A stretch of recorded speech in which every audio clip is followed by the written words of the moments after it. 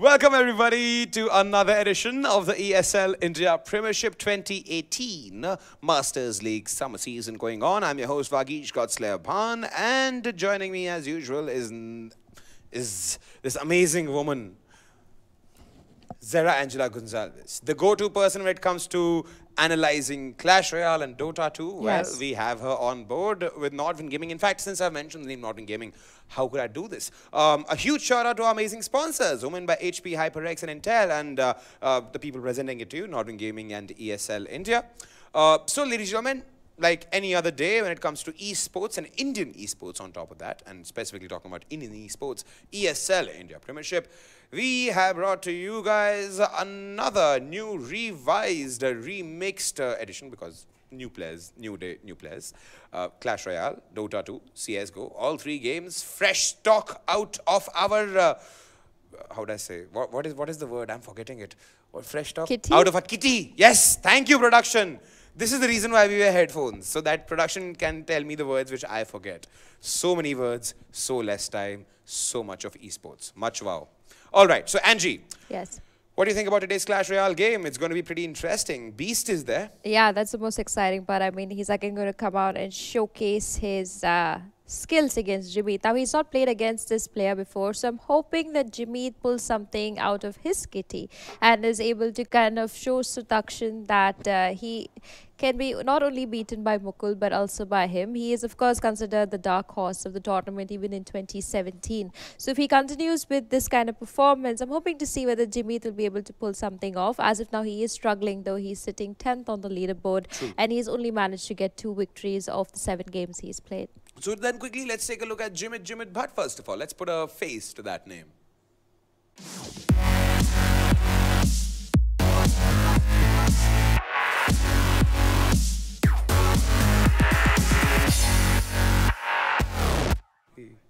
Ladies and gentlemen, that's Jimit Bhatt. I like that mullet haircut, dude.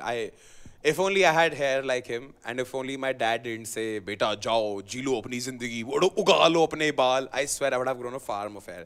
Sadly, it's turning white, and it's becoming lesser. Sooner or later, I'll turn into metamorphosis. It's like how, you know how a caterpillar becomes a butterfly? Yeah. There's that stage of like metamorphosis where you become the cocoon. Yeah. I think I'm going through the cocoon phase. If it doesn't come out right, I'll become like a Sasta Adi. Well, let's not get to that. Let's not get Well, to that's that. Jimit Bhatt. What do you have to add on to that guy? Well, Jimit is from Mumbai and he's been playing the ESL India Premiership for quite a while. He was there in our 2017 edition. He's also made it to the land finale, but not really been able to secure much for himself. But this year seems different for him. He's sitting 10th on the board, but he's got quite a few games to still play, out another 4 games. So he'll be able to secure his place in the Masters League, but I really doubt he'll be able to make it to the land finale this year. All right, then let's quickly take a look at his opposition here. We're talking about Suteekshan Joshi.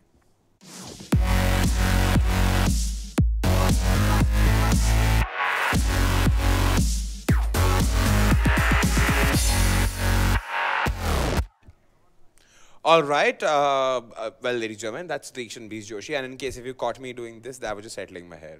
Nothing I more. find that crown on his head very interesting. What? Yeah, as Suteekshan said, if you just look at the crown, it does not suit a beast. I think we should make one with like a little bit more of tattered feel No, to but it. then what we could have given him was the elite barbarian crown. Yeah, something that like would that. suit him pretty well. You're absolutely right. Good I call think we there. should Good call, work Angie. on Good better call. crowns for our players because I they're now playing know splendid. I now know who to refer to if my graphics person is Yes. AWOL. Angie, production, please take note. Nordwind Gaming people watching this stream, please take note. We have new graphics consultant. No, I'm just kidding. So Kidding. Annoying you, Suteekshan, man. as we talk about this player, he is sitting 2nd on the board. He's only Indeed. taken 1 loss for Indeed. himself, that against Mukul. And apart from that, I mean, he's going splendid. He seems very secure for himself. He is going to make it to land finale. I have no doubts about it. His favorite card, of course, is the Spear Goblins, unlike Jimit, who's the 3 Musketeers. So let's see what these 2 players have already picked and banned. If you see the stats as of now, the Beast sits at 4,400 trophies, meanwhile Jimit is sitting at 3,900. I think he's trying to move down a little bit to collect cards. I think one of the reasons for his low count in trophies could be that. If you look at the bans as of now, we see that Jimit has gone ahead and bagged out the Goblin Hut. Now that's a good ban because Suteekshan does like to play it, but nowadays he's started replacing the Goblin Hut with the Barbarian Hut. So it's possible that he could opt to play that, while Suteekshan is just going to ban out the Minion Horde. That also says that he wants to play the Giant, because the Minion Horde is normally there to counter big cards like the Giant, the Balloon, and things like even the Lava Hound, as a matter of fact. But Suteekshan also uses the Inferno Dragon against really big cards, so I'm hoping that it's mostly a Giant card that he wants to play in this matchup, due to which he's quickly banned out that Minion Horde. So yeah, that would be my analysis as of now for this game. I'm hoping to see if Jimit takes this one, because I mean, he really needs to win more games, and I really want to see more people. I think anybody below the 6th position on the standings table needs to pull up their socks and their pants and title the belts, because if they don't do that, sadly, we'll not be able to see them at the LAN finale, and more sadly, if more sadly was a word, we won't be able to see them on the live stream, because we won't be able to see them in the Masters League, which is really sad to say. They are not going to be playing much. Yeah, but this, I think, Jimit's third game on the live stream. Still has room, still has leg space. I mean, you can definitely improve on your game. Yes. If you're playing all the biggies right now, you still have so much of space to play all the people on the lower rungs of the standing table. So that gives you enough leverage to better your score. That's true. It's always there. It's always. I totally agree with you on that. In fact, now we will be heading off into the game. But before we actually head off into the game, huge update, Angie. Our caster, our esteemed caster, the gentle giant, Gautam Virkaholic Virk, who's going to be casting this game. I took 1.5 years to defeat this guy. Finally, I've been able to. Today, I defeated Gautam Virkaholic Virk in CR. And we'll have a showdown once again. And it took you 1.5 years. In 1.5 years. That's how good he is. All right. Diligence, ladies and gentlemen. That's what we need in the Masters League. But for now, let's head off into the best of 5.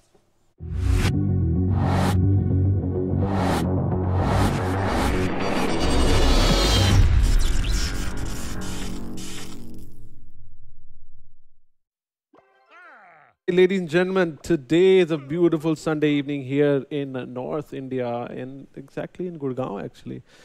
And we have an excellent match between Beast and Jimit. Beast has been an absolute beast, and I love saying that, by the way. Even though he's lost 2 matches or 1 match. Production, could you help me out? Has he lost 2 matches or 1 match already? He has been dethroned from his undefeated streak, so that is going for him. However, he is still a monster to play against, and I don't expect nothing less from him. This game, it's either going to be completely one-sided game, or Beast is going to be taking it pretty far to the end. So I've just got a confirmation of production that it's only 1 loss. He's lost 1 single game, and that we got to saw a day before yesterday. So there was very nice game to finally see him lose a best of 5. But that's okay, you know. It's always good to have a loss. You know, going perfect into every series, it's gonna be putting more and more pressure on you. I gotta tell you. But Beast, man, he's a force to reckon with, and he's absolute crazy how well he plays and how well he, dismembers his opponents one piece at a time. So here we go.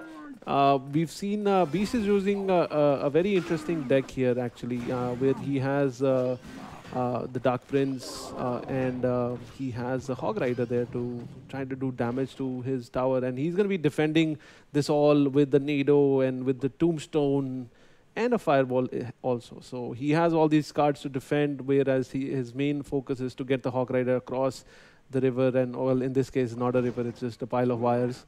So he's going to get that across, try and get some damage done. Now Jimit needs to kind of start pushing towards the left, because he's kind of noticed all the damage his tower on the left has taken. So he needs to start pushing more on the left. So I want to see now Beast, does he switch focus while defending, or will he keep pushing the same way? A poison comes out to tackle that graveyard. A very nice Nado, bunching all the units together and slowing them thanks to the Ice Wizard there. So very well defended. You saw Beast. Beast has been an absolute beast at defending these pushes. And he does that so well. It's always nice to see how well he defends. he will be pulling down a nice golem to protect against this. And here comes the Hog Rider. The Hog Rider's job is to get a hit on the tower, and he will manage to do so. His job is done. He's got a single hit, but that's all it is needed there. We're going to go into overtime soon, 15 seconds left on the clock. And Jimit struggling to get much damage on the tower, by the way. So let's see if he gets anything done. But over and over again, there's just a lot of defense coming in. Very well placed units. And you know, his units are not coming anytime before they're necessary that they need to come out on. So here comes the knight, the dark prince, not able to get a hit either. Very well defended there, by the way. And another thing that you guys have not noticed, Jimit, even his magical archer is not able to get a few hits. And fireball, I think another hog rider well placed should be able to close the game, but he needs to be able to defend to this big pushes. The whole point is defend high level pushes like this, because Beast has just been absolute beast. And push counter attack with a hog rider. In this case, he doesn't need the hog rider. He's just going to fireball it away. One more fireball will close the game, but here comes the hog rider, and here comes the last finishing blow there, closing the game 1-0 in favor of Beast. Jimit not having a great answer to what his opponent has, and Beast securing the first victory there. This is 1-0 in favor of Beast. Best of 5, so a lot more games to go, and journey has quite not come to an end. We'll soon be rolling into game 2, but before we get to that, this is the ESL India Premiership, and powered by Omen by HP, but we'll just go into the game because game 2 is live. This is game 2. We've seen some switch around. Jimit is kind of gone for a hog rider. He has Royal Guard for defense, and plenty of units on B sides as well. We're going to see how things pan out, and we see a lava hound on B side, so this will be quite interesting. So here comes the mega minion. Oh, Tombstone first coming out, and the mega minion is also out. Nice value out of the fireball, but the hog rider will not be able to get a hit. Too bad for that hog rider. Was not able to get a hit off. And Beast has gone for the lava loon deck, and his opponent has no idea. Does he have the right units to defend? Yes, well, he has the Inferno Dragon that will help him, but let's not forget Beast has a zap. Now counter pushing with great units there. He's pushed out to the left, and he's going to actually lose that tower. No fireballs it down, but Lumberjack just does a lot of DPS. Very well defended, actually, by the way. A zap should be coming out soon to stop that Inferno Dragon. No, decides to save it. He spent a lot of elixir to defend on the left-hand side, so he decided against trading elixir here, because he knows he's behind, and putting that zap down would not have put him in a better position than he was already in. So here comes the Hog Rider, not going the way he wants to go. Hog Rider is going to do a lot of damage. That Tombstone was just too actually not only late, it was very far out, so not able to distract this. I think Beast might just end up losing this game purely because of misplay, few misplays here and there. He tried to defend that push when he dropped down the lava hound, but it just cost him a lot. So here comes double elixir time is live. There's 56 seconds left on the clock. Beast needs to make something happen. Drops down the lava hound all the way in the back. This is a cue for Jimit to try to figure out either a defensive push or an offensive push. He's gone for both. He's dropped the Inferno Dragon on the right and a Hog Rider on the left, which will take away that tower. The balloon frozen by the Ice Spirit, with Hog Rider still alive in the base. The balloon will get one hit. Yes, he does get one hit, and also will do its death damage. And not able to do a lot of damage. 24 seconds left on the clock. This is looking very, very difficult for Jimit, because the Lava Hound alone will not be able to close the game in the next 15 seconds. I believe Jimit is going to win the game 2 of this best of 5. And we're most likely be rolling into game 3 very soon. Here comes another fireball as well. 361 health left, 3 seconds left on the clock. This is good game coming out of Beast. Interesting to see him actually go for the Lava Loon deck. We've not seen a lot of people having a lot of success with that deck right now, because a lot of people are using Nados and Inferno Dragons. They are pretty much in meta right now. So, and Three Musketeers are also pretty well versed against these two units as well. So In any case, that was game 2. 1-1 is the score between Beast and Jimit. And we are now rolling into game 3. Very quick into game 3. Beast opting for a deck that I personally am a big fan of. He has a lot of cheap units, bridge spam, fireball, and however Jimit, we do see him carrying a defensive building there, zap tower, so he should be able to hold on. They have actually a lot of health, those towers, so they do a pretty good job. The bandit might connect. Yes, it does connect. Does manage to do its dash damage, so which is good for that bandit. Got his work done before giving its life away. And here comes the tower zapping away.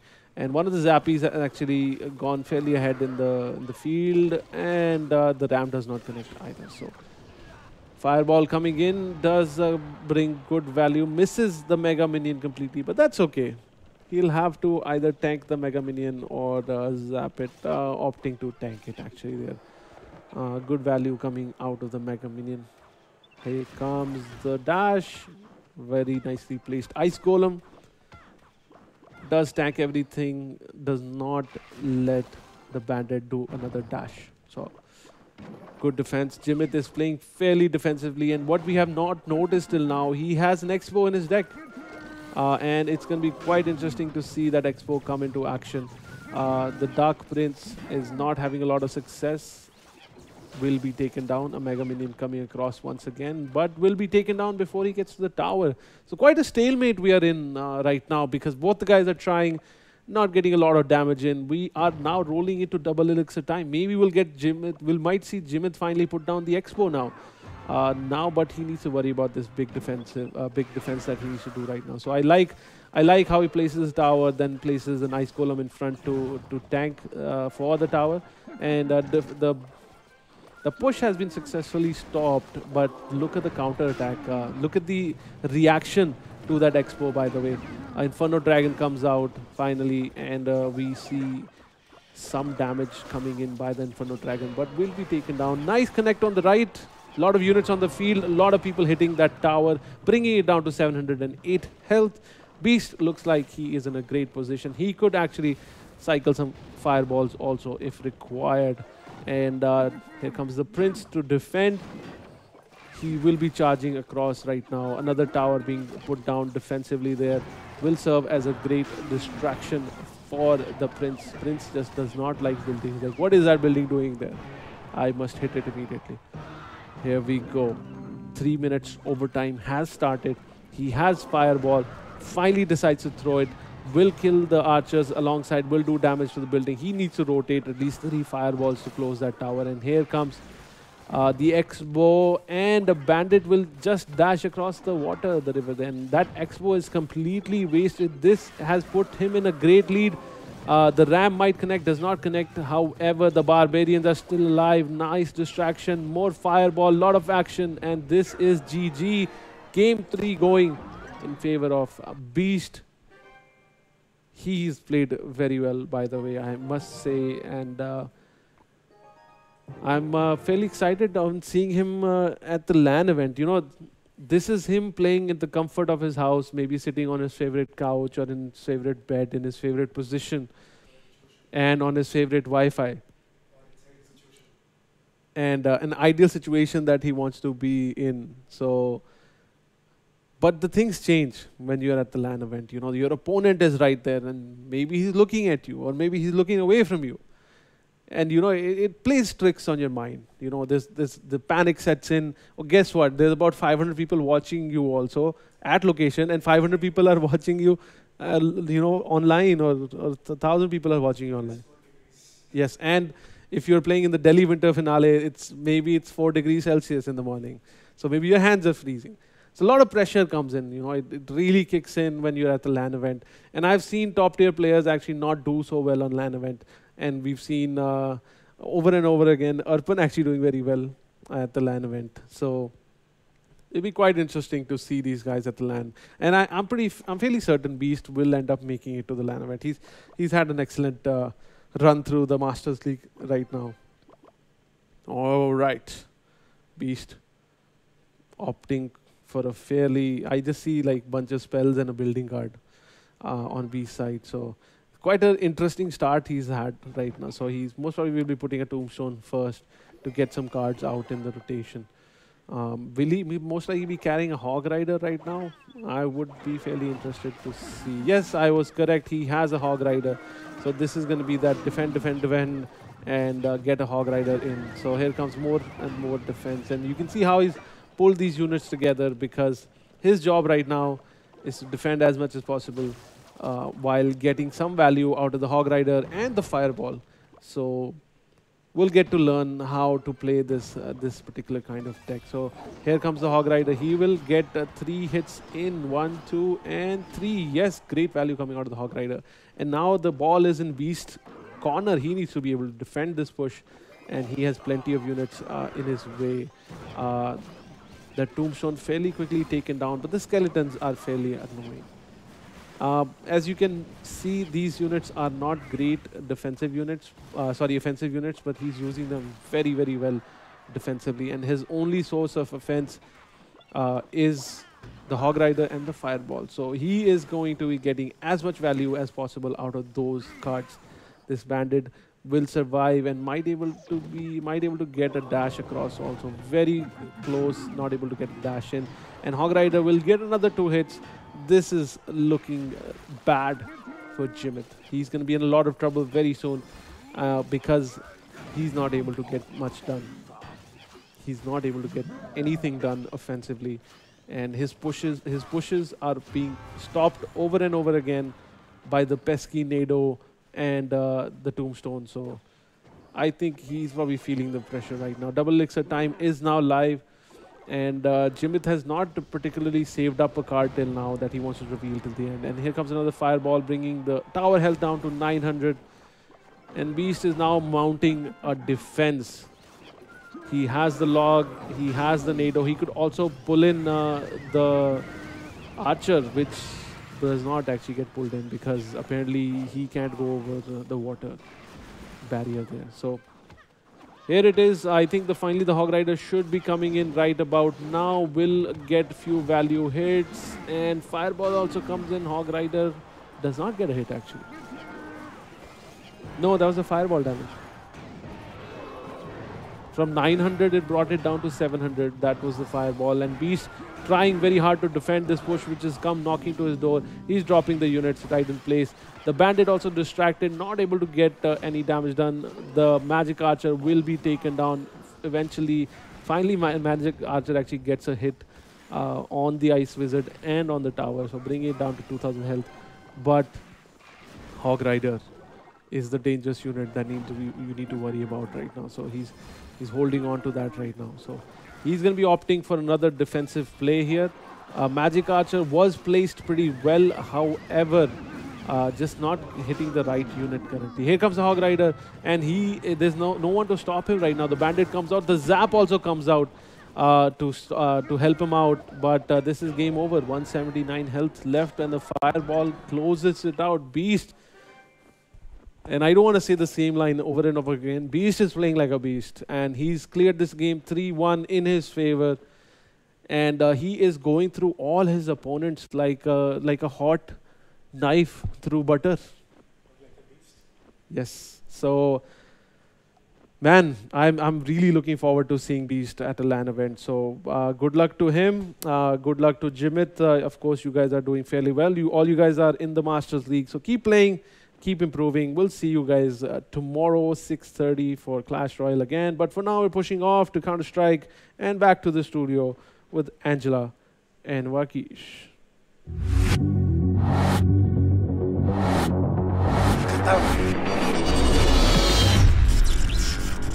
कैसा लग रहा है?